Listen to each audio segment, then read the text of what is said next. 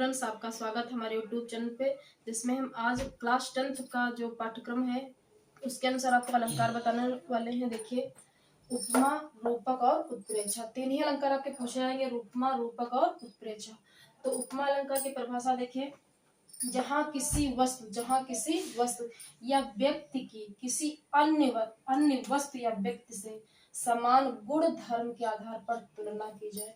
और समान गुण होने चाहिए और आधार पर क्या की जाए, तुलना की जाए या समानता बताई जाए, वहां पर कौन सा अलंकार, उपमा अलंकार होता है। वाचक शब्द उपमा के देखिए, सा सी से, सम समान सदृश और सरिस, ये वाचक शब्द हर पंक्ति में लगे रहेंगे। फिर इसके बाद एग्जाम्पल देखिए, हरिपद कोमल कमल से। देखिए से यहाँ पर आ रहा है, तो से किसका वाचक शब्द है, उपमा का वाचक शब्द होने के कारण इस पंक्ति में कौन सा अलंकार है, उपमा अलंकार है।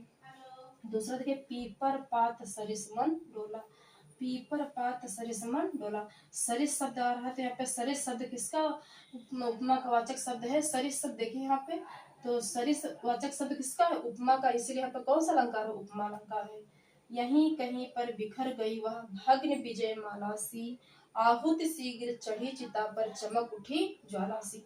सी आ रहा है यहाँ पे, हर जगह सी आ रहा है, तो वहाँ पे कौन सा अलंकार होगा, उपमा अलंकार होगा। ये आपको याद रखना है भैया। उपमा के अंग, क्वेश्चन भी पूछ सकता है, उपमा के अंग कितने होते हैं।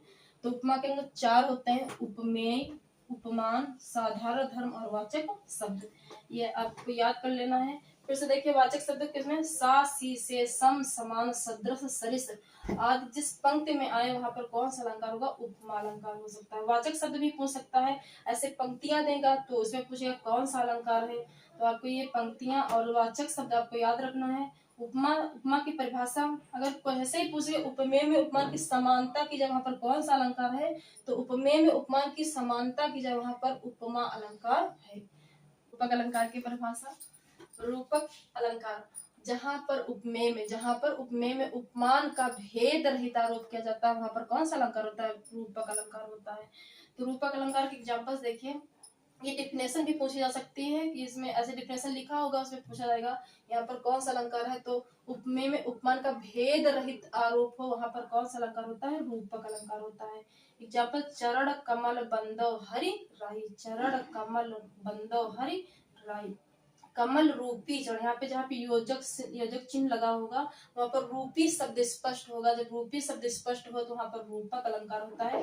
कमल रूपी का चरण, कमल रूपी चरण। मैया मैं तो चंद्र खिलौना ले, हाँ चंद्र खिलौना में देखिए योजक चिन्ह लगा हुआ है, तो योजक चिन्ह लगा होने के कारण यहाँ पर कौन सा है, रूपक अलंकार हो। योजक चिन्ह भी लगा, योजक चिन्ह के आगे हमें सा सी ना दिखाई पड़े, वहां पर कौन सा अलंकार होगा, रूपक अलंकार होगा। अगर योजक चिन्ह के आगे सा सी है तो फिर उपमा अलंकार हो जाएगा, अगर सा सी नहीं लगा है तो वहां पर रूपक अलंकार होगा। पायो जी मैंने राम रतन धन पायो, राम रतन धन पायो, राम रतन में देखिए योजक चिन्ह लगा हुआ है, तो वहां पर कौन सा अलंकार होगा, रूपक अलंकार होगा। सो ये विशेष देखिए, योजक चिन्ह जहां पर लगा हो और योजक चिन्ह के पीछे सा सी से, सम समान सदृश आदि शब्द ना लगे हो, वहां पर कौन सा अलंकार होगा, रूपक अलंकार होगा।